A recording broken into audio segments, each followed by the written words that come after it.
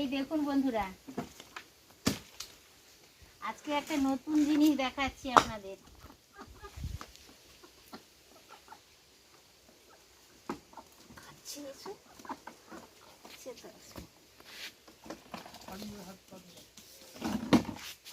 এই দেখুন বন্ধুরা, এটা হচ্ছে হাঁস।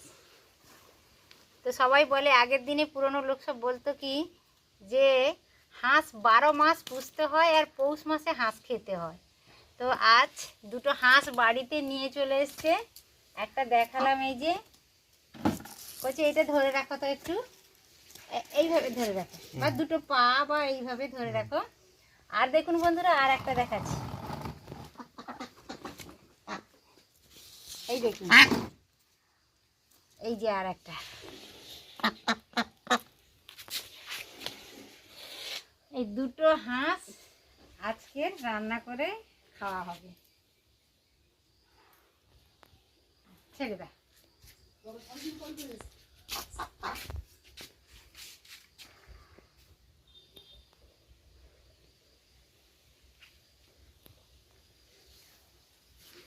নমস্কার বন্ধুরা, গঙ্গাসাগরের বনেদির রান্না ও পরিবেশ ইউটিউব চ্যানেলে সবাইকে আমি নতুন একটা ভিডিও দেখার আমন্ত্রণ জানালাম। আজকে হাঁস মাংস রান্না করব। ভিডিওটা শুরু থেকে শেষ পর্যন্ত দেখুন, আপনাদের ভালো লাগবে।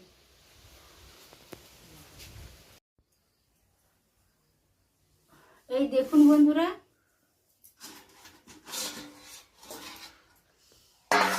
আজ আমি হাঁসের মাংস রান্না করব বন্ধুরা।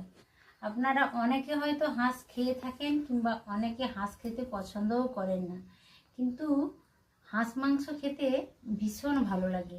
একবার খেয়ে দেখবেন, আর আমি যেইভাবে রান্না করব ওইভাবে খেয়ে দেখবেন, ওইভাবে রান্না করে, তাহলে ভীষণ ভালো লাগে। হাঁস মাংস যতই খাও কখনো অনিচ্ছা হয় না, সবসময় খেতে ভালো লাগে। এই দেখুন, আমি হাঁসগুলোকে জ্যান্ত অবস্থায় আপনাদের দেখিয়েছি। হাঁস মাংস একটু ছোট ছোট করে কাটতে হয়, এইভাবে ছোট ছোট পিস করে কাটা হয়ে গেছে। তো এখন আমি কাটার পরও দেখিয়ে দিলাম। দুটো হাঁস, ছোট সাইজের হাঁস, হাঁস দুটো বেশি বড়ও ছিল না। তো মোটামুটি অনেকটাই মাংস হয়েছে। তো এই মাংসটাকে আমি রান্না করব। এই দেখুন বন্ধুরা, মাংস তো আমি দেখিয়ে দিলাম। মাংসটা ভালো করে মশলা মাখিয়ে নেব, আর মশলাটাও আমি আপনাদের দেখিয়ে দিচ্ছি। অল্প ছোট চামচের 1 চামচ মতো আমি চিনি নিয়ে নিয়েছি। আর একটু, যেহেতু হাঁস মাংসে কিন্তু বন্ধুরা একটু বেশি পেঁয়াজ লাগে, বেশি পেঁয়াজ দিলে একটু খেতে ভালো লাগে। আর এই যে দেখুন, দুটো টমেটো কাটা হয়েছে ছোট ছোট করে, ফোড়নের জন্য দুটো তেজপাতা নিয়েছি। আর এই যে 500 গ্রাম মতো পেঁয়াজ আমি এইভাবে কেটে নিয়েছি, পাতলা পাতলা স্লাইস করে। আর আদা কিছুটা পরিমাণ বেটে নিয়েছি, রসুন কিছুটা পরিমাণ বেটে নিয়েছি, প্রয়োজন মতো দিয়ে দেব। আর অল্প চিনি নিয়েছি। আর এইটাতে, এই বাটিটাতে দেখুন, ছোট দুটো দারুচিনি স্টিক, 4-5টা ছোট এলাচ ফাটিয়ে এনেছি ফোড়নের জন্য। ফোড়নের জন্য দুটো তেজপাতা নিয়েছি, আর এলাচ ফাটিয়ে এনেছি, আর অল্প দারুচিনি কাঠ নিয়েছি। তো সমস্ত কিছু আমি দেখিয়ে দিলাম। আর হাঁস মাংস রান্না করতে হলে বন্ধুরা, আলুর সাইজটা একটু ছোট ছোট করে কাটলেই ভালো হয়। এই দেখুন, এমনি মোরগ মাংসের তুলনায় বা খাসি মাংসের তুলনায় যতটা বড় আলু করা হয়, হাঁস মাংসে কিন্তু একটু ছোট সাইজের আলু করলে খেতে বেশ ভালো লাগে। যেহেতু মাংসের পিসগুলো ছোট, তাই আলুটাও ছোট ছোট করে কাটলে বেশ ভালো দেখায়। আর হাঁস মাংস তো একটু শক্ত জাতীয়, পাখি মাংসের মতো একটু শক্ত জাতীয় মাংস, তো দারুণ লাগে খেতে বন্ধুরা। তবে এইটা সিদ্ধ করার জন্য অনেকটা সময় লাগে, তাই আমি একটু অল্প পেঁপে এইভাবে কেটে নিয়েছি। একটা বড় পেঁপের হাফ কেটে নিয়েছি। একটু পেঁপে দিয়ে যদি হাঁস মাংস রান্না করা যায়, তাহলে হাঁস মাংসটা সহজে নরম হয়ে যায়, তাড়াতাড়িও রান্না করা যায়, আর খেতে কিন্তু ততটাই ভালো লাগে। তো বন্ধুরা, এইভাবে একবার রান্না করে দেখবেন, আর কেমন হয়েছে আমাকে অবশ্য জানাবেন। তো সমস্ত কিছু আমার দেখানো হয়ে গেছে। এর পরের স্টেপ হচ্ছে বন্ধুরা, লবণ হলুদ দিয়ে মাখিয়ে নিচ্ছি মাংসটা, একটু ম্যারিনেট করে নেব। তো পরিমাণ মতো আমি লবণটা দিয়ে দিলাম, প্রথমত স্বাদ মতো। পরে যদি প্রয়োজন হয় চেক করে আবারও একটু দেব। তো লবণটা দিয়ে দিয়েছি, হলুদটাও আমি এইভাবে দিয়ে দিলাম।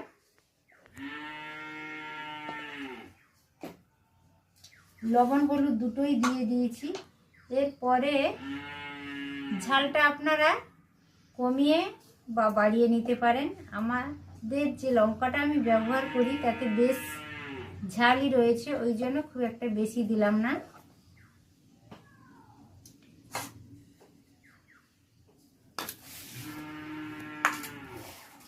এবার লবণ হলুদ দিয়েছি, ঝালের জন্য লঙ্কা গুঁড়োটা দিয়েছি। এবার যতটা পরিমাণ পেঁয়াজ রয়েছে এই তরকারিতে, যতটা পেঁয়াজ আমি ব্যবহার করব তার কিছুটা পরিমাণ পেঁয়াজ, ধরুন হাফ পেঁয়াজ আমি মাখিয়ে নেব। আর টমেটোটাও নিয়ে নিলাম, হাফ নিয়ে নিলাম, আর হাফ থাকলো সেটা কিছুটা পরিমাণ আমি রেখে দিলাম, ওটা কষিয়ে নেব। আর এই দেখুন রসুন বাটা নিয়েছি, রসুন বাটাটাও আমি কিছুটা পরিমাণ মাখিয়ে নিচ্ছি। একটু হাঁস মাংসে বন্ধুরা পেঁয়াজ আর রসুন বাটাটা একটু বেশি ব্যবহার করলে খেতে ভালো লাগে। তা আপনারা কতটা পরিমাণ নিচ্ছেন সেই অনুসারে একটু দেখে শুনে নেবেন। আদা বাটাটা দিয়ে দিয়েছি মোটামুটি 1.5 চামচ মতো, তো আরও একটু দিলাম। পরে আরও একটু আমি ব্যবহার করব মশলা কষানোর সময়। তো মোটামুটি সমস্ত কিছু আমার দেওয়া হয়ে গেছে। এর পরের স্টেপ হচ্ছে আমি কিছুটা পরিমাণ সরষের তেল দিয়ে দিলাম। সরষের তেলটা আপনারা আন্দাজ মতো ব্যবহার করবেন। এবার এইটা সমস্ত উপকরণ দিয়ে মশলাপাতি দিয়ে আমি এটা ভালো করে একটু ম্যারিনেট করে নেব। সমস্ত মশলা দিয়ে আদা রসুন সরষের তেল পেঁয়াজ টমেটো দিয়ে মাংসটা বেশ ভালো করে মাখিয়ে নিলাম। তো হাঁস মাংস এইভাবে যদি মাখিয়ে একটু রান্না করা যায় বন্ধুরা যথেষ্ট ভালো লাগে। আর হাঁস মাংসে একটু লঙ্কাও ব্যবহার করবেন, আপনাদের পছন্দ মতো ঝালটা ব্যবহার করবেন।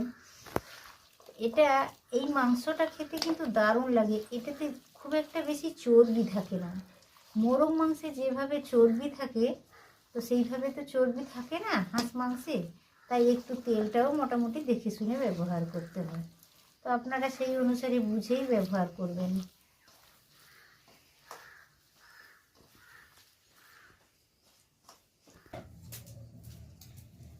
কড়াইটা উনানে বসিয়ে দিয়েছি, উনানে বসানোর পরে জালও লাগিয়ে দিয়েছি। কড়াইটা গরম হয়ে গেছে। এই পর্যায়ে আমি কিছুটা পরিমাণ তেল দিয়ে দিলাম আলুগুলো ভেজে নেওয়ার জন্য।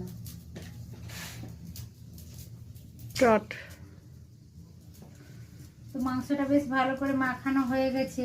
আলুটাও কেটে নিয়েছি আর পেঁপেটাও কেটে নিয়েছি। হাফ পেঁপে নিয়েছি, একটা মাঝারি ধরনের পেঁপের হাফ নিয়েছি। তো সমস্ত কিছু তো রেডি হয়ে গেছে বন্ধুরা। এবার তাহলে রান্নাটা শুরু করা যাক। কড়াইতে অল্প তেলও দিয়ে দিয়েছি আলুটা ভেজে নেওয়ার জন্য। আর হাঁস মাংসে বন্ধুরা অবশ্য করে একটু পেঁপে ব্যবহার করবেন, তাহলে হাঁস মাংসটা নরম হবে, খেতে সুস্বাদু হবে। তো আলুগুলো ভেজে নেব। হাঁস মাংস যেহেতু ছোট ছোট করে কাটতে হয় সেইভাবে আলুটাও একটু ছোট ছোট করে কেটেছি। 4-5টা আলু নিয়েছি।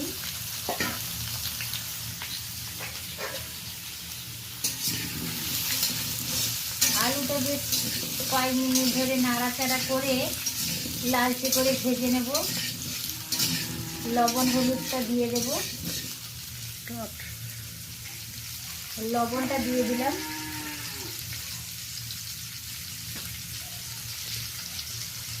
অল্প হলুদ দিলাম।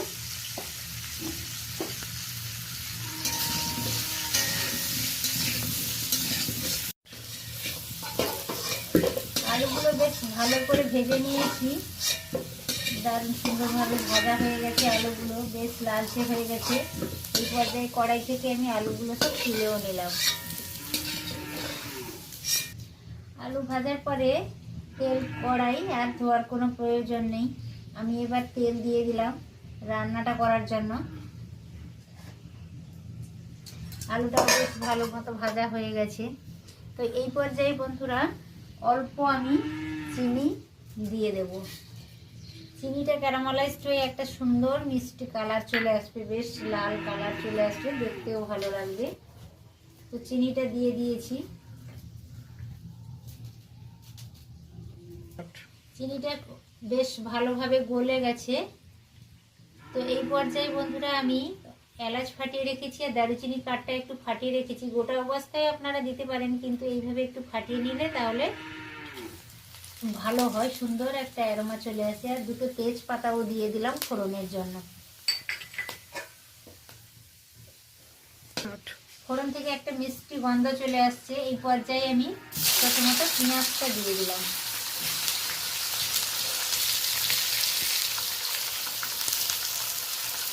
কেটে একটা টমেটোটাও দিয়ে দিলাম।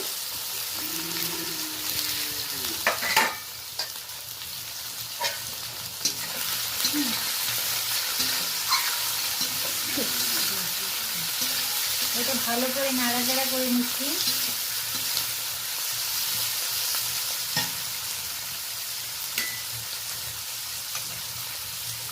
রসুন বাটা আর 1 চামচ দিয়ে দিলাম। আমি অনেকটা পরিমাণ প্রায় 1.5 চামচ মতো মাখিয়ে নিয়েছি, আর 1 চামচ দিয়ে দিলাম। আপনারা রসুনটা প্রথমত দিতে পারেন, আমি রসুনটা একটু পরেই দিলাম। তার কারণ হচ্ছে রসুনটা প্রথমত দিলে বেশ ছুঁয়ে যায়, হালকা হালকা লালচে হয়ে পুড়ে যায়। ওই জন্য আমি প্রথম না দিয়ে পেঁয়াজ টমেটো দেওয়ার পরেই দিলাম। তো ওইটা ভালো করে নাড়াচাড়া করে নেব। মাংস মাখানোর সময় তো লবণ ব্যবহার করেছি, তারপরে আলুটা ছাঁটেও কিছুটা পরিমাণে আমি লবণ দিয়ে আলুটা ভেজে নিয়েছি। এখন আমি অল্পই লবণ ব্যবহার করলাম যাতে টমেটো পেঁয়াজটা তাড়াতাড়ি গলে যায়। দেখুন বন্ধুরা, একটা পেঁপের হাফ অংশটা আমি কেটে নিয়েছিলাম, এই দেখুন। এবার পেঁয়াজ টমেটো ফোড়নের সাথে পেঁয়াজ টমেটো দিয়েছিলাম আর 1 চামচ রসুন বাটা দিয়েছিলাম। এটা বেশ সুন্দরভাবে নরম হয়ে গেছে, কাঁচা ভাবটা নষ্ট হয়ে গেছে, আপনারা দেখেই নিশ্চয়ই বুঝতে পারছেন। তো এই পর্যায়ে আমি এই পেঁপেটা দিয়ে দেবো। হাঁস মাংসে বন্ধুরা অবশ্য পেঁপে ব্যবহার করবেন, এটা একটা টিপসও বলা যায়। অনেকে হয়তো জানেন না, কিন্তু আমি দেখিয়ে দিলাম যে হাঁস মাংসে যদি পেঁপে দিয়ে রান্না করা যায়, মাংসটা খুবই সুস্বাদু খেতে লাগে এবং নরম হয়ে যায় সহজে। তো এইভাবে আমি মশলার সাথে একটু হালকা করে পেঁপেটা ভেজেও নিচ্ছি, তারপরে মাখানো মাংসটা যোগ করব। মশলার সাথে পেঁয়াজ টমেটোর সাথে পেঁপেটাও বেশ ভালো করে ভেজে গেল। এইবার মাংসটা ঢেলে দিচ্ছি।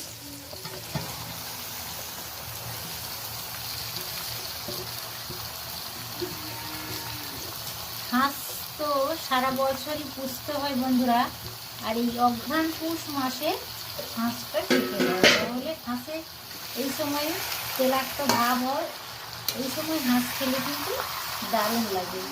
এই সিজনেই হাঁসটা খেতে হয়, সারা বছর পালন করতে হয়, কিন্তু ওই সিজনে যদি হাঁস খাওয়া যায় রান্না করে, তাহলে দারুণ লাগে হাঁস মাংসটা।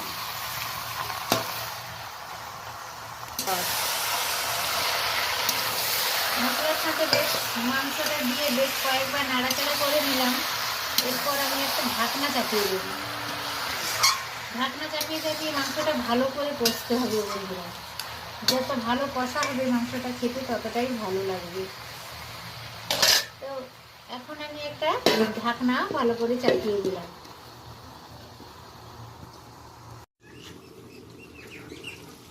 একটা ঢাকনা চাপিয়ে দিয়েছিলাম। ঢাকনা চাপিয়ে এইভাবে যদি ভালো করে কষিয়ে নেওয়া যায় মাংসটাকে, তাহলে বেশ ভালো লাগবে খেতে। ওই জন্য একটা ঢাকনা চাপিয়ে দিয়েছিলাম, যাতে সহজে পুরো হয়ে যায়। ঢাকনাটা খুলে নিয়ে একটু মাংসটাকে নাড়াচাড়া করে দিচ্ছি, একটু পেঁপেটাও দিয়েছি। আবারও আমি চাপিয়ে দেব, এখনও কষতে অনেকটাই বাকি রয়েছে। আপনারা দেখতে থাকুন, ভিডিওটা ভালো লাগবে। আর এইভাবে যদি হাঁস মাংস রান্না করে খাওয়া যায়, তাহলে যথেষ্ট ভালো লাগে বন্ধুরা।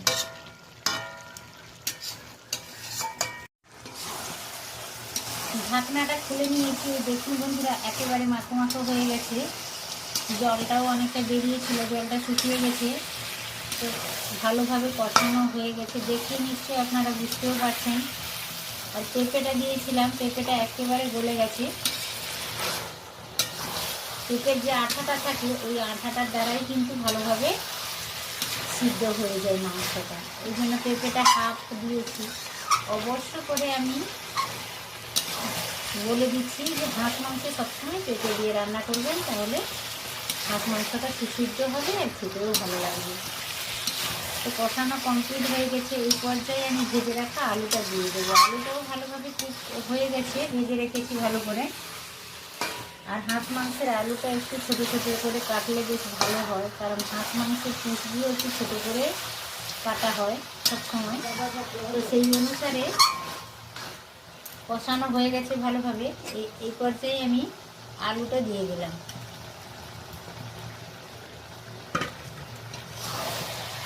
আলু দেওয়ার পরে একবার দুবার আমি নাড়াচাড়া করে নিচ্ছি হালকা করে।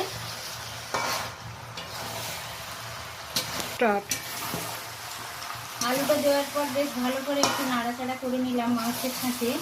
আলুটা দিয়েছি, ভেজে রাখা আলুটা। এবার আমি একটা বাটিতে জল গরম করে রেখেছি, জলটা দিয়ে দেব।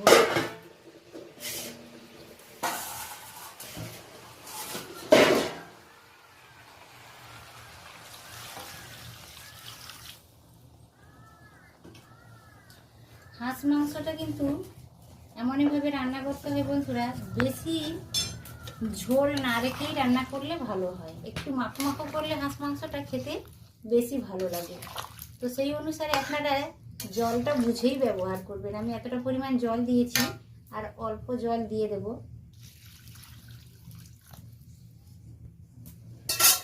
হাঁস মাংসটা একটু মাখো মাখো হলে, ঝোল কম রাখলে খেতে সব থেকে ভালো লাগে।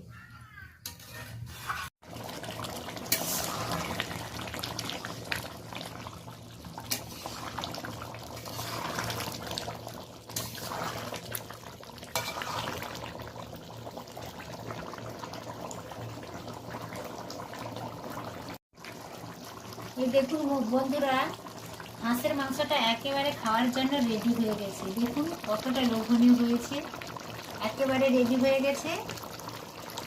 এখন আমি কিছুটা পরিমাণ গরম মশলা ছড়িয়ে দিলাম উপর থেকে। গরম মশলাটা দেওয়ার পরে নামিয়ে নেব।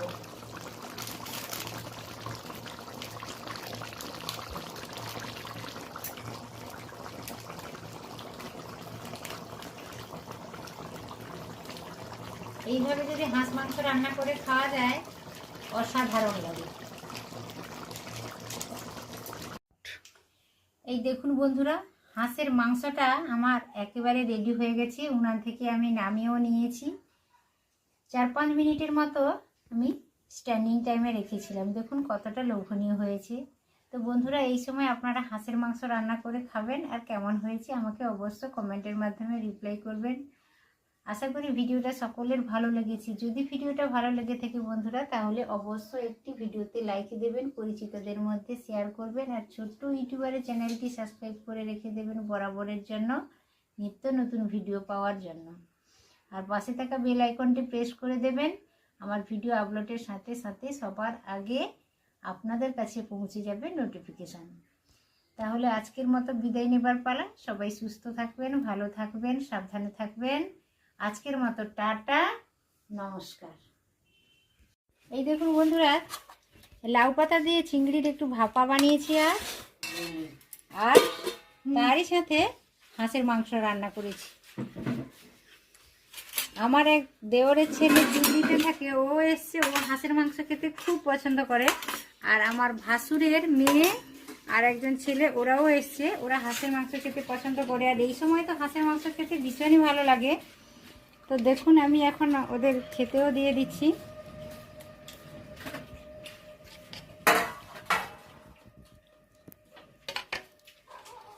গরম লাগছে ভীষণ, এক্ষুনি রান্নাও করে নিয়ে গেলাম।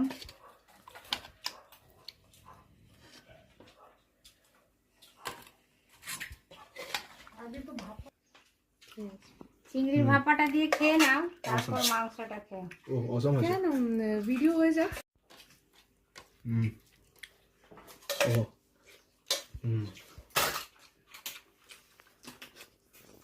দুদিন খেলে পাগল পাগল হয়ে যাবে, এত ভালো।